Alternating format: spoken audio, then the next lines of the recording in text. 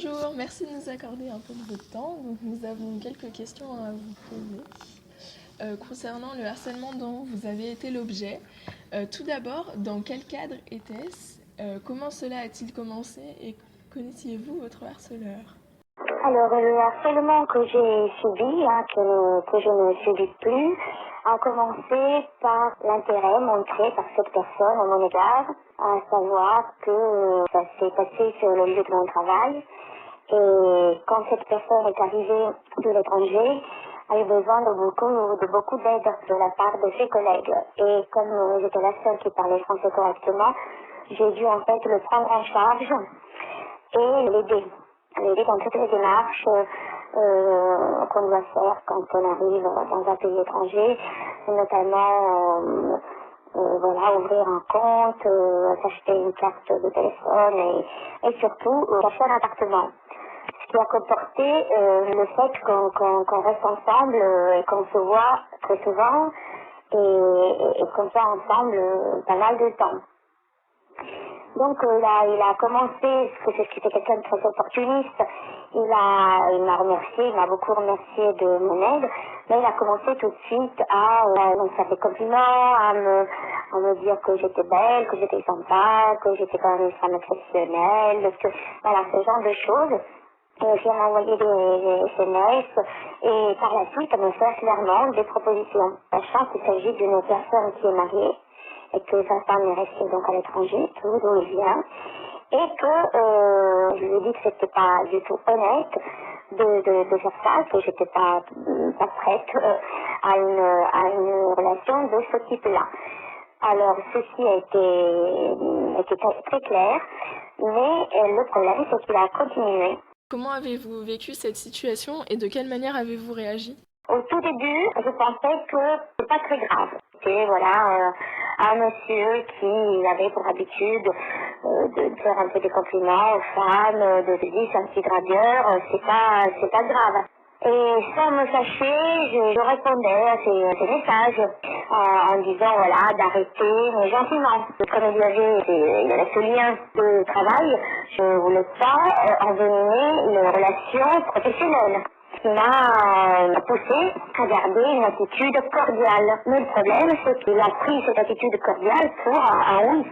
Consentement, on va dire. Comme je me montrais très souriante, il faut être avec un collègue, ami de distance particulière, j'étais restée cordiale tout en rigolant ou en répondant à ses boutades ou à ses messages un peu déplacés de façon gentille. Ça n'a pas payé, il a cru que j'étais d'accord. Il a continué à m'écrire, à m'appeler, à m'écrire des petits messages. Et à Noël, il voulait qu'on nous prenne en photo tous les deux, alors qu'on n'était pas du tout en couple, et qu'il invitait d'autres personnes à venir poser avec nous sur la photo. Donc ce genre d'attitude. Et devant les élèves, à me faire le baise-main ou des choses qui n'ont pas lieu d'être. Tout le monde était au courant autour de moi, les personnes les plus proches de moi et de lui. Il prenait la chose d'une façon très légère, en disant qu'il m'aimait bien, que j'allais ensorceler, qu'il était sous mon charme, qu'il était faux de moi, qu'il était à mes pieds, qu'il faisait tout ce que je voulais. Au début, j'ai un peu rigolé, mais au bout d'un moment, j'ai fait comprendre aussi à mes amis que c'était pas du tout ce que je voulais, qu'il fallait aussi arrêter d'être gentil et d'aller dans son sens. Il ne me prenait pas au sérieux. J'en ai parlé dans mon entourage, mais voilà, les réactions aussi de mes proches étaient allez, t'exagères. Et lui aussi, du coup, il m'a pas du tout pris au sérieux. Il a commencé à me dire également, tu exagères.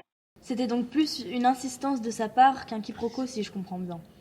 Nous voulions savoir comment avez-vous fait pour mettre fin à ce harcèlement, lui faire comprendre que cela vous déplaisait. Cette situation s'est-elle aggravée ? Ce harcèlement n'est plus d'actualité. Ça a duré quand même 1 an où j'ai essayé, à plusieurs reprises, en fait, j'ai essayé de mettre une distance. Quand j'ai compris que le fait d'être sympa et plutôt tolérante, ne pas faire cas de son attitude, ne payait pas, j'ai changé totalement d'attitude. Je l'ai bloqué sur WhatsApp parce qu'il avait donc les numéros. Il m'a écrit encore quelques messages et puis je n'ai plus jamais répondu. Donc en fait, j'ai répondu par l'indifférence. J'ai mis un mur entre lui et moi et Ceci pendant quelques mois. Donc je lui ai bien fait comprendre que j'étais pas contente et que je pourrais disparaître et ne pas le croiser sur le lieu de travail, faire en sorte qu'on ne se voit jamais pendant au moins 4 mois. Et après, je suis retournée sur mon ancienne position en disant quand même, je peux pas vivre comme ça sur mon lieu de travail, ne pas le croiser, faire attention à tout, regarder, voir quand il est pas là, aller dans le bureau commun quand il n'est pas là, éviter si je le voyais de loin. C'était quand même infernal. J'ai tenté un rapprochement. Je lui ai parlé à nouveau et je lui ai dit, bon, je vais pas rester en mauvais terme comme ça. Ça, je faisais le travail. Essayons d'avoir des relations professionnelles cordiales. Et il a été très content de ce rapprochement, de ce retour, on va dire. Mais c'est qu'au bout d'un moment, il a recommencé comme avant. L'année scolaire s'est terminée et pendant les vacances, on m'a envoyé des photos de lui, un maillot de bain, des photos décentes, hein, et pas de soucis. Mais voilà, des photos qui n'avaient pas lieu d'être, où il se montrait. Donc là aussi, je l'ai réprimandé, je dis que je ne voulais absolument pas de ces photos et que au mois de septembre, donc de cette année, il fallait absolument qu'on ait des relations cordiales et professionnelles uniquement. Pareil, là, il n'a pas pris de sérieux, il n'a pas répondu comme je voulais, il a continué. Et de ce fait, au mois de septembre là, de cette année, au moment de la rentrée scolaire, quand il me passait la main sur les épaules, j'ai stoppé. Il est venu 2 fois, je l'ai trouvé en bas de chez moi. Il voulait monter pour soi-disant me dire bonjour, me parler de choses et d'autres pratiques que j'ai refusées. Et après, quand il a eu une remarque se déplacer devant une tierce personne sur le lieu de travail, à mon égard, je lui ai dit qu'il fallait absolument plus, ni qu'il m'appelle, ni qu'il soit en contact avec moi. Et je lui ai interdit de me dire bonjour sur le lieu de travail. Je lui ai dit, tu fais comme si je n'existais pas, parce que je ne veux plus avoir aucun contact avec toi.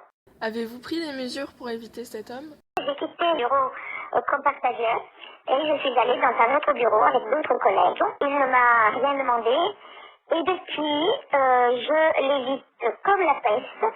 Je connais ses horaires, je fais en sorte de ne pas le croiser. Si je le croise et il me dit bonjour, je ne lui réponds pas.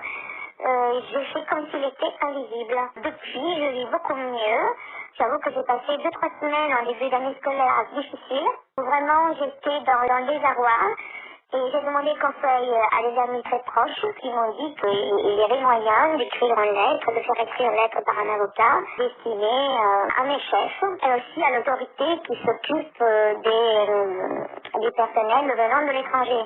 Alors ça aurait été pour moi un peu trop violent parce qu'à ce moment-là, il faisait les valises et repartait parce que des affaires comme ça de harcèlement sont très dures, comme il a un fils aussi qui habite avec lui et estimé que c'était trop. Mais j'aurais pu effectivement porter une main courante au commissariat, chose que je n'ai pas faite.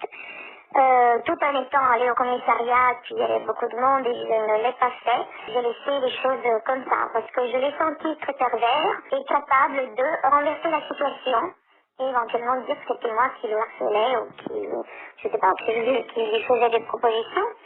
Puisqu'il m'avait écrit un mail dans lequel il me disait je ne comprends pas de quoi tu parles, je pense que tu ne vas pas bien du tout et qu'il faut en gros, il faut te faire soigner. Donc il avait retourné complètement la situation en insinuant que c'était moi qui n'allait pas bien et qu'il fallait prendre soin de moi. Il ne pouvait que m'embrasser tendrement, amicalement. Et là j'ai compris que ça pouvait aller loin.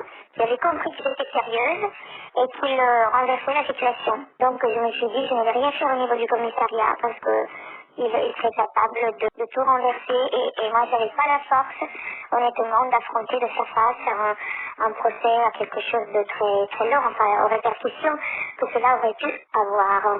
Vivez-vous mieux aujourd'hui? Ma reconstruction se fait sereinement, étant donné que j'ai vraiment éliminé la cause de ma souffrance. Et voilà, je suis relativement sereine du fait que je peux maîtriser parfaitement la situation. Je pense qu'il a compris. Si je le vois de loin, je l'évite, je descends par d'autres escaliers, je l'évite. Et j'ai l'impression que du coup, il m'évite aussi.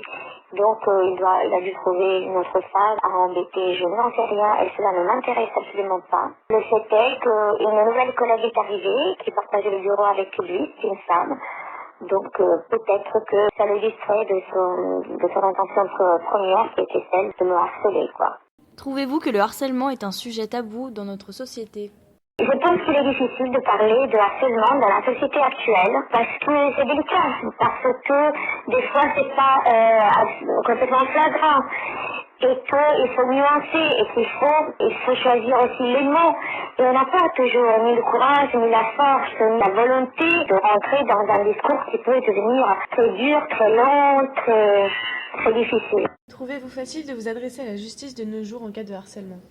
Je n'ai pas fait l'expérience de m'adresser à la justice. Je pense que la démarche n'est pas facile d'aller au commissariat, de dénoncer, de parler, ce n'est pas simple. Parce qu'on a toujours des craintes, des peurs que cela puisse se retourner contre nous, mais c'est totalement insensé. Je pense que la justice est là pour nous entendre. J'en ai pas fait l'expérience, mais j'ose espérer que la justice est là pour entendre les femmes ou toute personne dans la détresse et toute personne qui subit le harcèlement. Comment pensez-vous que les victimes de harcèlement sexuel sont vues par la société et par leurs proches? Je ne saurais pas vraiment répondre à cette question. Je pense qu'il y a quand même un regard qui peut être déformé. Et c'est-à-dire que il y a les personnes très ouvertes qui connaissent ce genre de situation et qui sont tolérants, et puis d'autres, à mon avis, qui doivent penser que peut-être on a fait quelque chose, on a provoqué ce harcèlement qui est totalement faux et erroné. Donc oui, c'est difficile d'en parler et le regard qui peut exister sur ces personnes peut être aussi un peu négatif.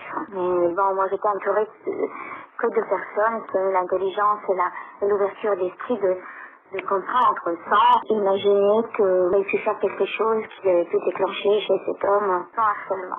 Eh bien, merci d'avoir pris le temps de répondre à nos questions et de nous avoir accordé un peu de votre temps.